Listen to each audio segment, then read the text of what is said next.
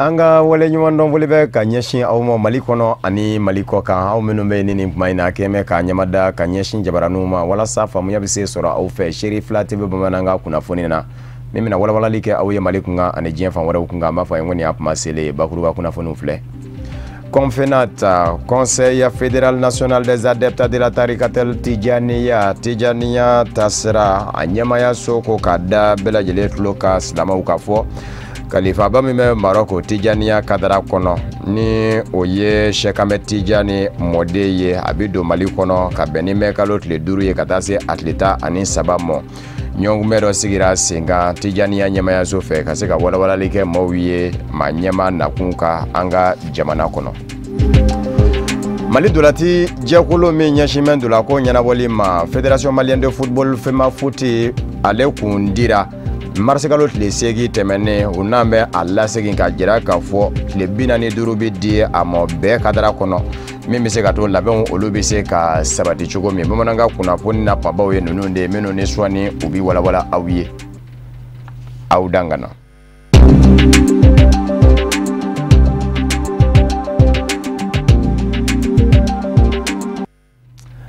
Conseil fédéral national des adeptes de la Tarikatel Tijaniya oye Tijaniya nyamaya soye anga jamana kono nyamaya soye sigido ke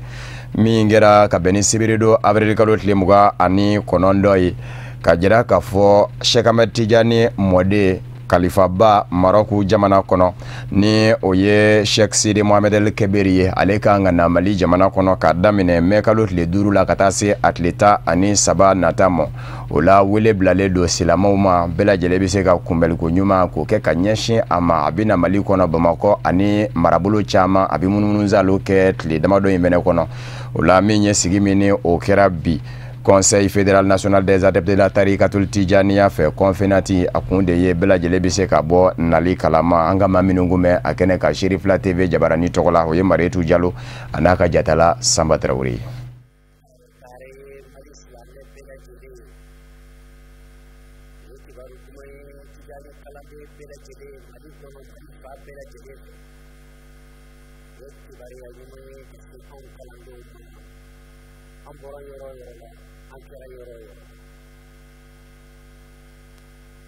La dala on de vivre dans la maison ala seku sigere da ala here kayin ka tiya kurati oye jime anga karamaro ananga seku be se Ahmad Atijani denge ammo denge ajoli afarsugo ode ya layin kabina bom madisla me bela jini kerengera ni ala kabina bo afaka oye tijani Khalifa Muhammad al-Kabir Barakum Masake ne Muhammad al-Sadisi adede ya sigi Tijaniya bela jide kunamba jamana okona oyalla ni kabina bokala no nyem malikono ansoro la fawfa adin kalon ke duru ne mo adenne o ke duru adike bokoya foka tabla adike kan duru o sula adika aga de na alaka bonya ko alaka takako abina domi na noy tumai kalo ke duru ala so abi tuma sabi ko sigi ba islam be la ji ulate adara ke tijari kalandi be la ji ni ke kenenga barka ni ko go ni ko so ata ke ni ta la ko to te la yoro chama ga mari ko baka sebu sigi le ka ko fana ba ko kujala ba ko ai ba ko yoro ba ko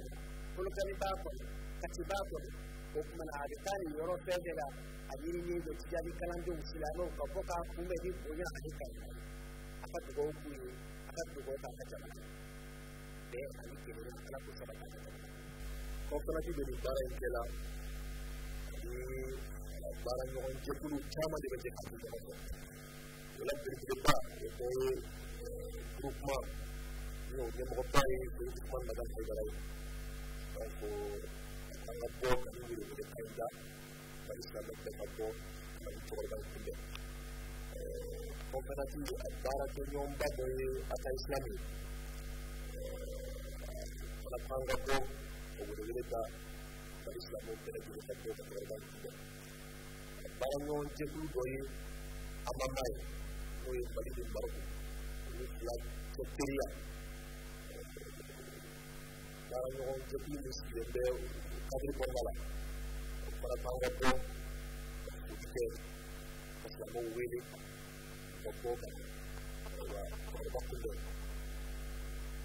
ko fayda al fayda tijaniya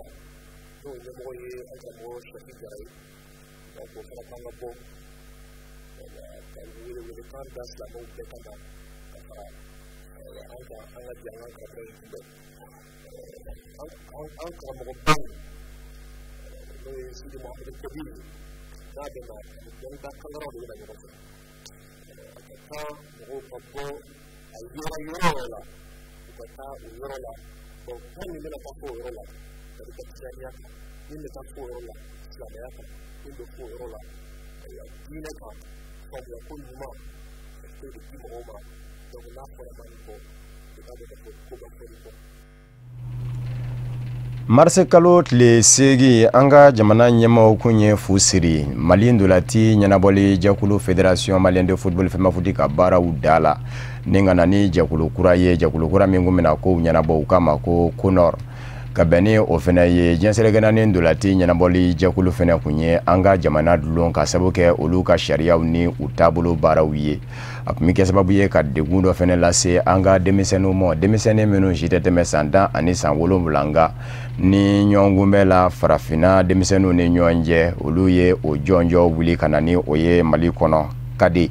aya olu kumi songa dulu jwa franje fla donde be ani onyongume wore chemi meke Gabon jamana kono odiko so jamana nyama osira ka wuli ka jo ani surnani donge mimi se ka to FIFA ni oye jendulati ko nyanabole jakulu ka sharia wiye o mimi se ka dadigi ke ana ni anga demisenu ndulu ni ye fere o minu mise ka sababu ye ko bo amoninga nani o fere wiye o fere do de tarake benga de to no blaliye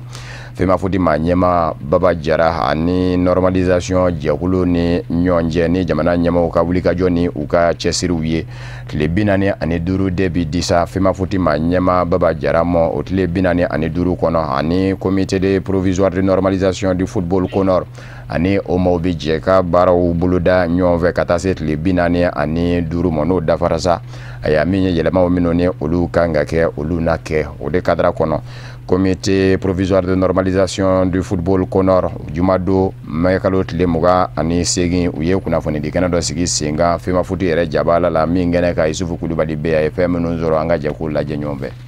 accord n'était d'ore accord point follow mi comité exécutif no baba jara ka comité uyu engagé ka suspension bewuli aba don ballon tanyamo do kume do kun dabora Mali ballon tanko la peu ko dien kono kana dadu Mali ballon tanko la tu do san duru do san saba do san kelen o ko bana peu point flana e jumenye anya nyini comme ukume tasla Konor qui est plainte de tasla pour que Mali ka suspension levée collectif des clubs ligue majoritaire kunye requête de tasla pour que ou ka décision appliquée pour que assemblée générale min kera siga so ko fana assemblée nyongiri et malla non baba jara naka mo kunye ministre ka décision mimbo afoku te barala tukuni ko attaquer cour suprême na anyo décision ben nyongiri folo point flana e jumenyi adjanyalemba juin kalo kle tanifla Boubacar Baba Jara abna assemblée convoquée aya décision signée déjà la décision avec Kalambi abna assemblée générale organisée assemblée générale mina FIFA bena kana comité de normalisation sigi comité de normalisation mi Boubacar Baba Jara naka mo bo démissionner peu ka place au comité de normalisation bolo comité de normalisation ne bena kana ida don charia comme même Mali ballon tangola ko be fesse na be fo ma relecture des textes kana ka bureau national sigi ka bureau sigi bureau mi Mali ballon tana be Mali mogo ni dabe ballon tango na u jera na a ni bureau de normalement ni bureau de kanga Mali ballon tango gérer donc Baba Jara na ka mogo au plus tard le 12 juin dans 45 jours olu bi sembo ko bela ou be démissionner au comité de normalisation maintenant kana sigi o ko la au comité de normalisation mogo do beta Baba Jara ka mogo la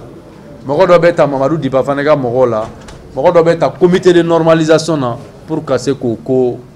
o ko nyanabo donc au be ko fait de maintenant Mamadou Diba Fane na ka mogo sigilen nga kuma ni Boubacar Baba Jara na ka mogo sigilen nga kuma au be ko fait o y'a proposé gouvernement olu jena na e olu sona gouvernement ka segin accord akunye décision minta décision numéro 011 ka bureau fédéral dissous on a une décision minta décision numéro 012 ka comité de normalisation bla en place gouvernement a segou aucun parce que le gouvernement a segou aucun FIFA na suspension levée président de la République a photo ka mena kele ka bandem sanu ka taka gabon du ka titre défend ou tenake point flanant abado ka fo jolibani 11 créateurs olu kunyu ka match aller ou gagner mal là commencer ko match retour temps passer à Benani FIFA et Mali ballon tango nyonge ni nga Benano yi gouvernement a décidé ou ye wari fait doni ko ina obina war segu uma obinu indemniser en tout cas ni minka ka war segu uma donc partout djenanai fanga makukan foi makukan ou sigira ka kuma de siga nyoga konna de la ou benana we ni accord signé accord bureau fédéral Togora fédération Togora Boubacar Baba Jara de a signé collectif des clubs et ligue majoritaire Togora Mamadou Diba Fane de a signé le 27 avril 2017. Festival Daoulaba seko ni dongo kenedo anga jamana kono atako kono nona o baaraw nu kanga do kene mi ke sababu ye ka se ka anga kori yere fene do bala barsabu ka daka kori bi cike anve ya Mali kono wa baile male bi se ka masiri chaman di mimi se ka ke soro ye jamana mo ode koso Festival Daoulaba wi kuna fane di kene sigi senga kuna fane di kene minga ni anga izini ko ministry kumbe akan kata se ministry mo mi nyashime bulula barako mo Festival Daoulaba rese ko ni dongo kene ma nyema musu fene kumbe kene kanga maminu ngume Sheriff la TV jabarani tokola kafune bachili anaka jatala Baba Keita Kabirini anu dongo folo samba fla ani wolonfla wati anyagon kumbe insigili senka alanyini belebele gelema oye ka se ka nyeda kura di kori koma ka taninga dombala o ka se ka ke soro yiri wasira ye Mali jamana ma ka belebele tagabo fantanya jugula nin kori barali ana bama yelemali ye ka se ka mogo haklina jo ofe Festival Daoulaba atako konontona obena sigi senka ka nyenemaya dakuminka oye muso demisenu ani tungala feta dambe ani buna adamadeni ka lakana ko kori ko joda be se ka ke munye olu ka sababu nyuma anu ka nyeta barawla ambawla donia ka fo ni nyogon kumbe bayin mi mena sigi senga ka mogo haklina jo kori ko fe akene bena sigi senga me kalo klitani shegi katabla amugani kelena abe nyena maya Mali jamana marabulu flana kono ni oye kulukoroe akene denfaya o kalifalimbe mamina oye Mali ministry minga chau benendo izini ko nundo ni mabala Festival Daoulaba ye kori festival di nia san konontonandi an nyanga festival kuma ke kori kuma de barsa anga jamana kori nyugon ka dogon wa kori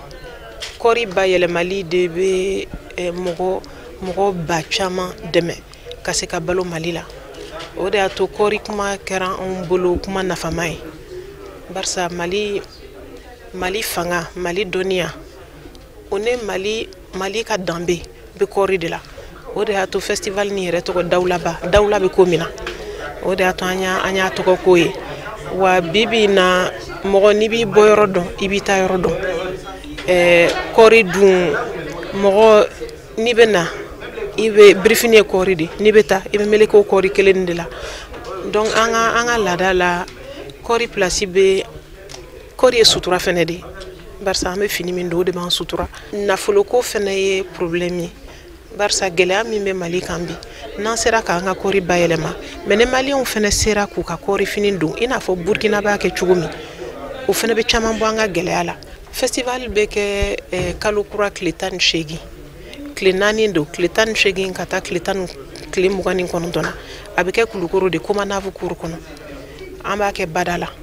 Mali ministry minga chau benendo izini ko nundo ni mabala aya jira Festival Daoulaba labeni jekulula ka foko ubina uchesiri unofe ni bara nununa bari sabu kada ka fen fe ni abe jamana soro yiri wasira de kofo ko n'u se fɛn min ye dɛmɛɲɔgɔnya sira fɛ ani kɔkɔrɔmadoni wale sira fɛ ko Mali jamana maa ɲɛmaw n'a lajɛ k'u jeniyɔrɔ fin o kow la. Jango n'i ye kɔriko ta k'a lajɛ i b'a ye k'a fɔ jɔyɔrɔ caman de bɛ Mali bolo ɲɔgɔn dan na kɔriko nasira fɛ farafina ani diɲɛ selege naani jamana bɛɛ kɔnɔ. Festival Dawulaba a sigiko 9nan baara bolodalen caman olu sigilen do sen kan. Festival Dawulaba a bɛna ɲɛnɛmaya ni minnu ye wa o baara bolodalen ninnu a bɛɛ lajɛlen bɛna ɲɛnɛmaya ni ka kɛɲɛ ni ɲina dakun hakilina de ye. Hakili jiginna an b'aw ladɔnniya k'a fɔ Festival Dawulaba ni o ye kɔriko ɲɔgɔn kunbɛ ye min sigira sen kan Association Dawulaba fɛ ni a ɲɛmaaba ye Awa Meyite ye. A bɛna sigi sen kan Kulukoro marabolo de kɔnɔ k'a daminɛ mɛ kalo tile 18 ka taa bila a tile 21. Niger jamana kɔnɔ angele kɔfɛ ka diɲɛ fan wɛrɛ kunnafoniw lasɔrɔ fɛn dɔ kun ka kuma cayalen do ye dugu jukɔrɔ nafasɔrɔ sira min bɛ wele ko uranium walasa ka se ka si dɔn diɲɛ selege naani setigi jamanabaw ka subahana mansinbaw olu ka baara bɛ kɛ ni ale de ye u ka subahana mansinw labaarala don a bayɛlɛmalen fana bɛ se ka kɛ sababu ye ka masibaba lase maa mɔ u k'a ma ko uranium enrichi min ye nucléaire ko kumaw ye u bɛna yen de nga bɔyɔrɔ fana ye Niger jamana ye bawo a bɛɛ yen dugukolo jukɔrɔ Niger yɛrɛ ka sɔrɔ fanba dulon bɛ o de la nga kɔsada in na mankan bɛ ka caya a ko dafɛ ko ɲanguma cakɛda min bɛ jamana ɲɛmayaso ka bolo kan ni o kɛmɛ ka baaraɲɔgɔnya n'u don ani nazaraw ka cakɛda ni ɲɔgɔn cɛ Faransi kɛrɛnkɛrɛnnen ɲɛna Areva ko marché dɔ tɛmɛna kɛ u ni ɲɔgɔn cɛ cogoya dɔ la min ma se ka si dɔ wale kelen min sen tɛ jamana wagande kɔnɔ fanga sinamatɔ minnu bɛ Niger jamana kɔnɔ olu ye coci dabɔ o tɛmɛnen kɔfɛ min ye wasabulo fɛnɛ kɔnɔ fanga sinamatɔ minnu bɛ yen olu ye coci dabɔ furubatɔnw bɛɛ lajɛlen da donna ko in na a ma ɲa min kɔ a kɛra o ye jamana ɲɛmaw yɛrɛ y'a lajɛ sa lɛni an ka sɛgɛsɛgɛli dɔ kɛ ko in kun kan n'o y'a sɔrɔla fɛn gɛnbɛ yɛrɛ u ka se ka si dɔn u y'a jira k'a fɔ wasabulo kɔnɔ jɛkulu dɔ ka sigi sen kan jɛkulu min bɛ sɛgɛsɛgɛli kɛ jɛkulu in min sigira n'a y'a ka sɛgɛsɛgɛliw kɛ a y'a ka jaabiw de bɔ k'u bi ka jira k'a fɔ fɛn dun dɛ a y'a ko bɛɛ lajɛlen kɛra u kɛcogo la nka ko in kɔni ma taa maa caman jimi sira fɛ kunnafoniw ye a jira k'a fɔ kunnafoni di gafe dɔ de bɛ Niger jamana kɔnɔ février kalo camancɛ la san 2017 in na u ye jaabi dɔ de bɔ wale kelen ka gafe dɔ de bɔ ka jira k'a fɔ min ye Niger uranium kɔni ye ko a fa dɔ kɔni dɛmɛna Areva ani Niger cakɛda ni ɲɔgɔn cɛ min wari ta fa ma se ka dɔn wa Faransi jamana fɛnɛ kɔnɔ kiiri dɔ fɛnɛ dayɛlɛlen do ka ɲɛsin a ko ma o fɛnɛ bɛ ka sɛgɛsɛgɛ tuma min na ni commission sigira sen kan wasabulo kɔnɔ ni olu ye sɛgɛsɛgɛli kɛ olu ka rapport min bɔra k'i bi alamisa tɛmɛnen o y'a jira k'a fɔ kow bɛɛ lajɛlen kɛra u kɛcogow la ko cakɛda min bɛ Niger jamana kɔnɔ Sopa min ni o ye jamana ɲɛmayaso ka cakɛda ye ni o bɛ ko in na jamana ɲɛmayaso tɔgɔla ani Areva ni ɲɔgɔn cɛ ko nafolo de bɛ yen ni o kɔni dɛmɛna k'a bɛɛ lajɛlen kɛra tiɲɛ kan dolari wari miliyɔn 700 ani miliyɔn 20 ɲɔgɔn na ko olu de sɔrɔla uranium na wa a nafolo ninnu fana ko kɔnti dɔ de dayɛlɛla Faransi dugukolo kan Areva ye wari in bila ka taa kɔnti min na Niger jamana tɔgɔla sawa a n'a kɛ o ye ɲanguma a ko kɔni ma se ka buguna tigɛ nka olu kɔni ko k'a kɛcogo ɲɛnbɛ o tɛmɛnen kɔfɛ ko minisiri min bɛ jamana ɲɛmayaso kɔnɔ ni bibi na o yɛrɛ de tɔgɔ caya bɛ ko in na kosɛbɛ ni o ye kɛrɛnkɛrɛnnen ɲɛna Asumi Masawudu ye ale min ye minisiri min ɲɛsin bɛ sɔrɔ ko ma ko a dafilila de ni ka dolari wari 800 fɔtɔ a ko dolari wari miliyɔn 800 ko o fɔcogo filiw minnu donna kɔrɔfɔw la ko de nana ɲuɲu ni ɲaɲa wuli nka fanga sinamatɔw minnu ni olu bɛ Niger ani forobatɔ minnu bɛ yen olu caman kɔni kɛmɛ ka jira k'a fɔ olu dan tɛ ko in na k'a fɔ sɛgɛsɛgɛli kɛra jɛlenya kɔnɔ wasadenw fɛ ka sabu kɛ wasadenw ka jɛkulu min sigilen kun do sen kan ka ko ɲɛɲini fanga sinamatɔ maa kelen ma ye a la a bɛɛ lajɛlen kɛra jamana ɲɛmayaso fanga ɲini jɛkulu wasadenw ye o kuma na n'o y'a sɔrɔla de ko biɲɛkala ɲinina se ma na da biɲɛkala kan ni o ye bi ko ya ma tɛ kocogo dɔ u kɔni kɛmɛ ka jira k'a fɔ olu dan tɛ sɛgɛsɛgɛli jɛlenya kɔni na. Ami aw ladɔnniya k'a fɔ Guinée Bissau jamana kɔnɔ farafinna tile bi yanfa jamana 15 kɛlɛcɛw minnu kun bɛ jamana kɔnɔ ni olu ta kun ye basigi ye u kun y'a jira kɔsada in na k'a fɔ u bi bɔ a barata maa caman kɔnɔ kɔni kun do k'a fɔ n'u ma ɲa bɔli kɔ kɔni u ka to kalataw ka kɛ ka sabu kɛ hali bi basigi ma se ka na Guinée Bissau bina k'u kan min ye jamana ɲɛma Jose Mario Vaz ye fanga ɲini jɛkulu PAIGC kɔnɔ a n'a ka ministre ɲɛma kɔrɔ min ni a ye fusiri o ka baara da la ministre ɲɛmaya la Domingo Simões Pereira ni o de kun ye fanga ɲini jɛkulu ɲɛma ye u bɛɛ lajɛlen ye fanga ɲini jɛkulu kelen kɔnɔdenw ye nka u ma se ka bɛn mɔɔw tilan bɛ filaw ni ɲɔgɔn cɛ nka n'a kɛ ɲankuma fanga ɲini jɛkulu kɔnɔ maa fanba ka danaya de bɛ ministre ɲɛma in de kan nka Jose Mario Vaz jamana ɲɛma y'ale bila ka bɔ ministre ɲɛmaya la kabini o de kɛra sa ɲuɲu ni ɲaɲa de wililen don Guinée Bissau jamana kɔnɔ nka kabini san 2012 avril kalo la ni CEDEAO kɛlɛcɛw kɛmɛ ka bisimila minɛ ye olu kɔni bɛ ka fanga bondaw de lakana cogo ɲini ka sabu kɛ Guinée Bissau yɛrɛ fura dama ka fɔ jaso de kun bɛ kɛ ka ɲɛsin jamana ɲɛma ma laban yɛrɛ min kɛra jamana ɲɛma yɛrɛ de fara o de kosɔn farafinna tile bi yan ba jamanaw ka tɔya lajɛ ka CEDEAO kɛlɛcɛw bila ka taa walasa basigi bɛ se ka kɛ aya ministre ɲɛma de nana sa PAIGC fanga ɲini jɛkulu kɔnɔ jamana ɲɛma Jose Mario Vaz ka taa se ministre ɲɛma kɔrɔ min n'a y'o wuli ka bɔ ministre ɲɛmaya la n'o ma bɛn fanga ɲini jɛkulu kɔnɔ maa tɔw ma Domingo Simões Pereira u si sen tɛ ka bɛn ministre ɲɛmaw kan ministre ɲɛma ma nana jamana ɲɛma Mario Vaz fɛ fanga ɲini jɛkulu kɔnɔ maa tɔw b'a jira k'a fɔ an tɛ nin fɛ laban min nana ni o ye Umaru Sisoko Embalo ye o taari jɔ wasabulon kɔnɔ k'a ka DPG déclaration de politique générale kɛ jamana bɛ jɔ siraw minnu kan k'olu ɲɛfɔ nka u n'a ta bɛɛ fanga ɲini jɛkulu yɛrɛ min ni a yɛrɛ y'o tɔnden ye PAIGC ni o ye ministre ɲɛma kɔrɔ Domingo Simões Pereira nɔfɛ mɔɔw ye olu y'a jira k'a fɔ u ti a lakodɔn ministre ɲɛma ye a baara ta min ye farafinna tile bi yan ba jamanaw ka tɔ communauté économique des états de l'Afrique de l'Ouest CEDEAO kɛlɛcɛw ye olu kan mɛn ko u bi bɔ nka bɔli kun kan ka daminɛ ka bɛn ni jumadon avril kalo tile 28 ye mɔɔw taara bala min na bɔli ma kɛ bilen a y'a bɔli na kɛ don min fɛnɛ na o fɛnɛ ma fɔ ɲankuma ni CEDEAO ma ɲɛmaw kɛ mɛn ka a ko ɲɔngiri ka jateminɛ kɛ fɔlɔ. Tanzanie jamana ɲɛma ye lahala dɔ kɛ Tanzanie jamana kɔnɔ min kuma cayalen don a ye a lajɛ fonctionnaires minnu bɛ yen nɔ ni olu ye foroba cakɛlaw ye maa 9,900 ni 900 ɲɔgɔn na a y'olu bɛɛ lajɛlen bila ka bɔ baara la ka sabu kɛ ko sɛgɛsɛgɛli kɛra k'a ye de k'a fɔ u bɛ ka baara kɛ ni sɛbɛnfuraw minnu ye diplôme k'a fɔ o dɔ bɛ u la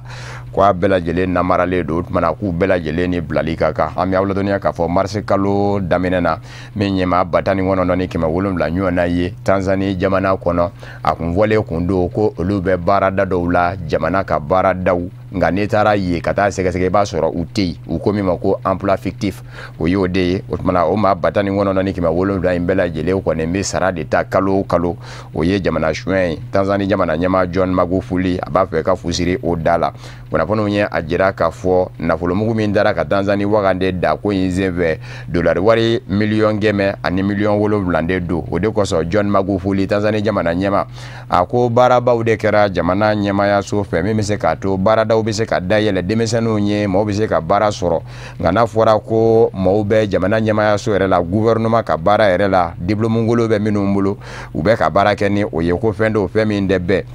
o kuma na a y'a ko min ye maa ninnu ye a ka kan de u ka gɛn ka bɔ baara la n'o y'a sɔrɔ la i ye ministre ye ko diplôme minnu b'i bolo ko tiɲɛw tɛ n'a sɛgɛsɛgɛra ka jɔ i la i bɛ bila ka bɔ ministre ɲɛmaya la ko barisabu ka d'a kan ko u bɛ ka foroba nafolo de suɲa an bɛ ladɔnniya k'a fɔ nin ko in kɔni kɛ bɛ sababu ye ka darajaba di Tanzanie jamana ɲɛma John Magufuli ma o kuma n'a y'a kɛ a bɛ diya jamanadenw ye nka minnu ye a ka fanga sinaw ye olu kɛn bɛ ka jira k'a fɔ dandɛmɛ fanga tigilama don ni u kama ko autoritaire a y'a ko kɔni bɛ nin cogo in na Tanzanie jamana kɔnɔ o de fana bɛ dansigi bamanankan kunnafoni na min farala ɲɔgɔn kan ka lase aw ma kunnafoni diso ɲɛmayaso fɛ ka bɛn ni nin kuma in ye ka wale ɲuman dɔnbɔli kɛ ka ɲɛsin aw ma Mali kɔnɔ ani Mali kɔ kan aw minnu gɛnkun bɛ ka ɲɛmada ka ɲɛsin jabaraniw ma walasa faamuya bɛ se ka sɔrɔ aw fɛ Seri Fila TV bamanankan kunnafoni na laseli wɛrɛ aw ni maa min bɛ ɲɔgɔn sɔrɔ Kafunɛ Bacili don yan'o cɛ ne b'a fɔ n ka kan bɛɛ diɲɛ waati wɛrɛ n'Ala sɔnn'a ma.